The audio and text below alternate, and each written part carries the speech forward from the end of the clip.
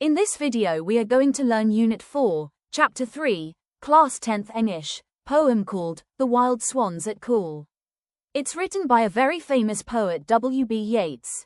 W.B. Yeats was a great Irish poet. He lived a long time ago from 1865 to 1939. He loved nature, dreams, and beautiful words. Yeats won the Nobel Prize for Literature in 1923. Many of his poems talk about how time changes everything, but nature stays lovely. Let's go through the lines one by one. The trees are in their autumn beauty, the woodland paths are dry, under the October twilight the water mirrors a still sky. Upon the brimming water among the stones are 59 swans. The poem opens with a lovely picture of autumn. The trees are full of colorful leaves, the forest paths are dry, and the lake water is calm, reflecting the quiet evening sky. On the water, Yeats sees 59 swans swimming together peacefully. The scene is calm and beautiful, filled with harmony between nature and life. Next stanza, the 19th autumn has come upon me since I first made my count. I saw, before I had well finished, all suddenly mount and scatter wheeling in great broken rings upon the clamorous wings. In these lines, Yeats then tells us that 19 years have passed since he first counted the swans at this very lake. He remembers how, long ago, as he watched them, the birds suddenly rose into the air, making loud sounds with their wings and flying in graceful circles. The energy and freedom of the swans impressed him deeply, and he still remembers that moment vividly. Next stanza, I have looked upon those brilliant creatures, and now my heart is sore. All's changed since one, hearing at twilight, the first time on this shore, the bell beat of their wings above my head, trod with a lighter tread. Now, as Yeats looks at the same birds again, he feels a sense of sadness. He calls them brilliant creatures full of beauty and life but says that his heart is sore. Why? Because so much has changed since he first saw them. He has grown older, and life has become heavier and more serious. He remembers that when he first came here, he had a lighter tread, meaning he was happier and more carefree. Next stanza, unwearied still, lover by lover, they paddle in the cold companionable streams or climb the air. Their hearts have not grown old, passion or conquest, wander where they will, attend upon 'em still. In these lines the poet says, even though Yeats has grown old, the swans seem unchanged. They are still full of energy, passion, and love. They move across the water in pairs, lover by lover, showing unity and companionship. They can still rise into the air easily and travel wherever they wish. To Yeats, the swans symbolize eternal youth, beauty, and freedom, qualities that humans lose with age. Next stanza, but now they drift on the still water, mysterious, beautiful. Among what rushes will they build? By what lake's edge or pool delight men's eyes when I awake some day to find they have flown away? In the final stanza, the poet looks at the swans drifting quietly on the water. He finds them mysterious and beautiful. Then he wonders one day, when he returns, will they still be there? Will they have flown away to another lake, to delight someone else's eyes? This thought makes him feel lonely and uncertain, reminding him that nothing in life stays forever. So, this poem shows us how nature stays beautiful and full of life, even when people grow older and change. The swans remind us to stay graceful, strong, and hopeful just like them, flying together under the still sky. Now, let's discuss question and answers. 1. What is the season pictured in the poem? Does it have any significance? The poem is set in autumn. It is the time when trees change color and leaves fall. The season shows change and aging, just like the poet feels he has grown older. 2. The 19th autumn has come upon me, says the poet. What does he mean by this? The poet means that 19 years have passed since he first saw the swans at the lake. He is thinking about how much time has passed and how his life has changed since then. 3. Why is the poet's heart sore?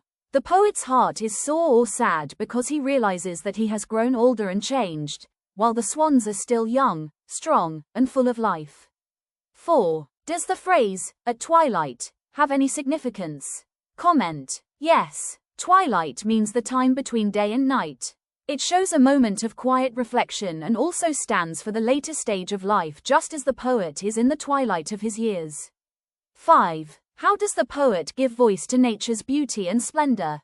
Yeats describes the beautiful lake, calm water, colorful trees, and graceful swans in detail. His gentle and musical words make us feel the peace and beauty of nature as he sees it. 6. What do the swans in the poem represent? The swans represent youth, beauty, love, and lasting energy. They symbolize the part of nature that does not grow old or change, unlike human life. 7. Comment on the contrast between youth and old age as portrayed by the poet. The poet feels old and tired, but the swans remain young and lively. This shows the difference between human life, which changes with age, and nature, which stays strong and full of life. Pick out the images of nature in the poem and comment on their significance. 1. Trees in their autumn beauty. This image shows colorful, changing leaves in autumn. It symbolizes change and the passing of time, reflecting the poet's own feelings about aging. 2. Dry woodland paths. The dry paths in the forest show the quiet and stillness of the scene. They help create a peaceful, calm mood and highlight the beauty of nature around the lake. B. Pick out instances of alliteration in the poem. Alliteration is the repetition of the same sound at the beginning of words. Some examples from the poem: bell beat of their wings above my head, repetition of the B sound in bell beat, mimics the sound of wings. Their hearts have not grown old, repetition of the H sound in hearts and have. Wander where they will, repetition of the with sound in wander, where, will. C. Identify the rhyme scheme of the poem. The poem does not have a regular rhyme scheme. Yeats uses free verse, meaning he focuses more on rhythm, sounds, and images rather than rhyming. Sometimes there are small rhymes or repeated sounds, but there is no fixed pattern. 2. Write an appreciation of the poem, highlighting its theme, figures of speech, tone and style. The Wild Swans at Coole, by W.B. Yeats, is a beautiful poem about nature, time, and life. The poet describes a calm autumn scene with colorful trees, dry woodland paths, and 59 swans swimming on a quiet lake. The main theme of the poem is how nature stays young and beautiful, while humans grow older and life changes. The swans represent youth, freedom, love, and energy, which contrast with the poet's feelings of aging and sadness. Yeats uses many figures of speech to make the poem vivid. He uses imagery to paint the scene, like trees in their autumn beauty, and water mirrors a still sky. Alliteration appears in phrases such as clamorous wings, giving a musical effect. The swans are personified, with hearts that have not grown old, and similes like water mirrors a still sky help readers see the beauty clearly. The tone of the poem is calm and reflective, but there is also a touch of sadness as the poet realizes that time has passed.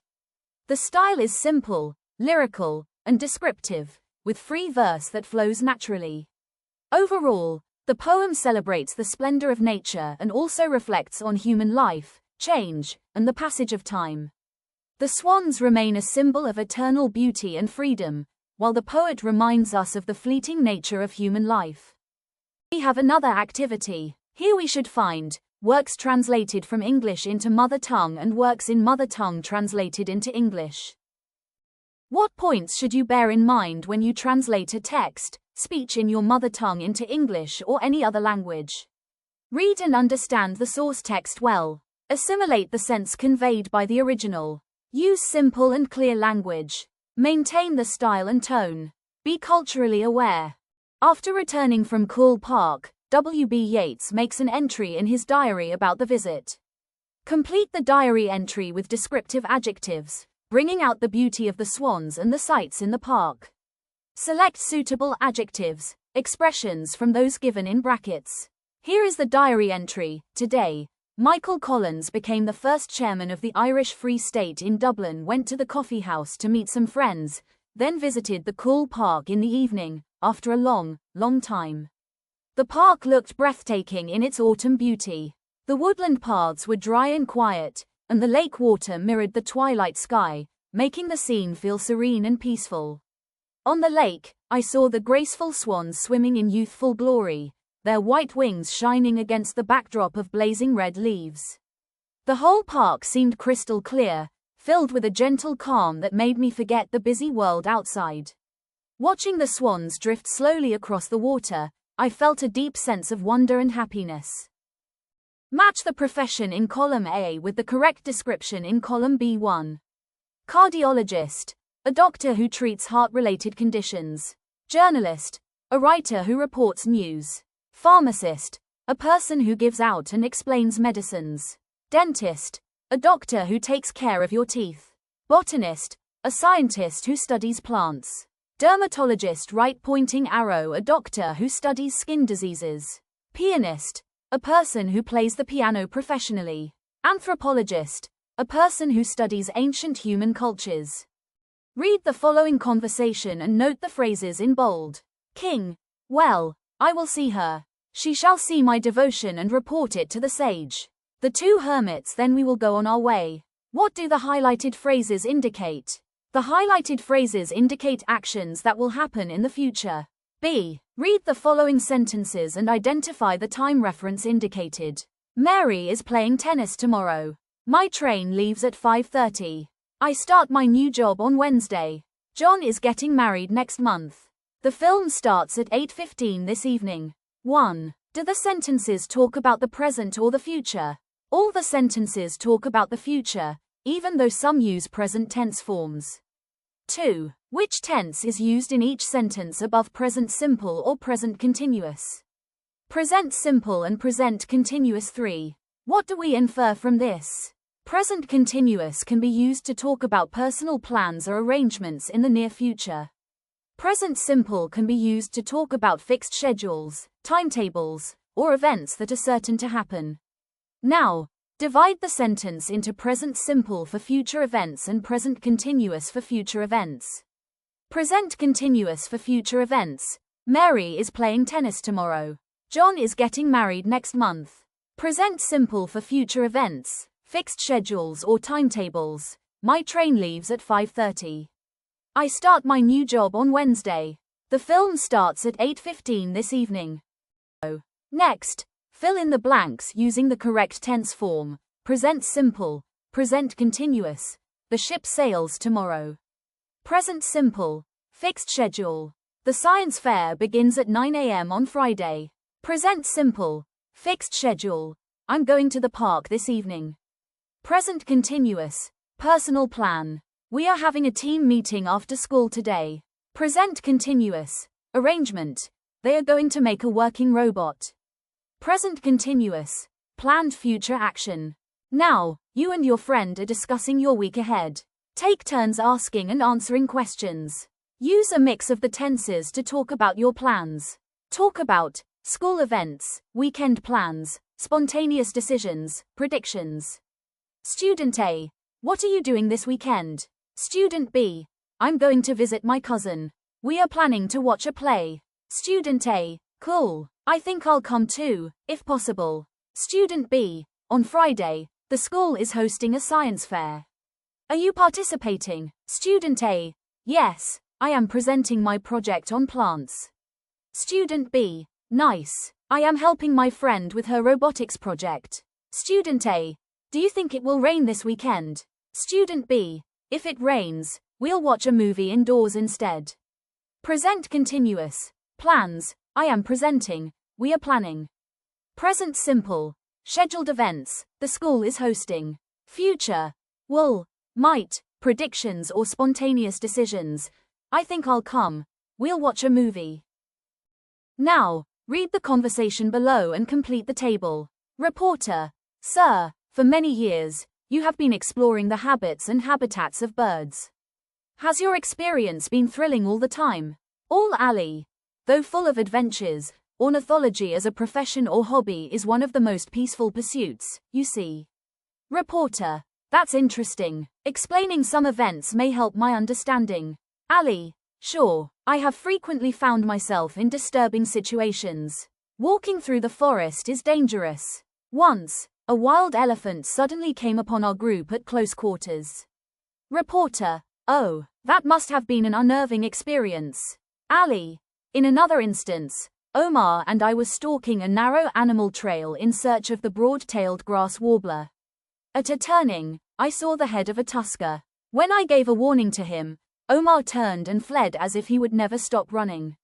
1. Descriptive adjective: thrilling, unnerving, disturbing. 2. Gerund understanding. 3. Present participle: exploring, walking, stalking, turning. Now, go through this post by Sam, a travel vlogger, on a social media platform.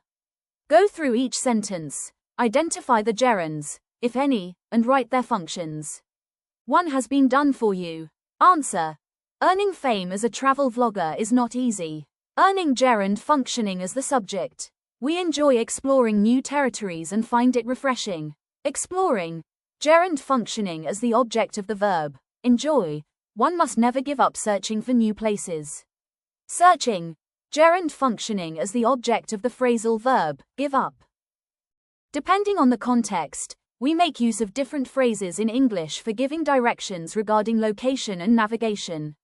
Which are some of the expressions we use while giving directions? Go straight. Go along this road. Cross the street. It's on your left. Follow the signs. Now, look at the picture given. A tourist is on a visit to a city where he does not have ready access to the internet. He wants to go to the hospital, the bookshop, the post office, the museum, and a restaurant. After his meal in the restaurant, he plans to catch the bus to the airport. He meets a local resident who gives him directions. Complete the conversation with the help of the picture given. Tourist: Excuse me, could you please help me find the nearest hospital? Resident: Sure, go straight and take the first left. You'll find the hospital next to the theater. Tourist: Okay, how can I get to the bookshop? Resident: Go straight from the hospital and cross the roundabout. The bookshop is just opposite the supermarket. Tourist: The post office is close by. Just turn left from there and you will find it next to the library. Tourist: Is it? Then I'll go to the post office first. I need to visit the museum too. Is it somewhere nearby? Resident: Yes, it's just opposite the library, beside the factory. Tourist: That's great. Can I find a restaurant anywhere near the museum? Resident: Yes, there's an Italian restaurant just next to the cafe, near the museum. Tourist: Thank you. And where is the bus station? Resident: The bus station is near the bookshop, opposite the supermarket. The GPS mapping of your locality is being upgraded.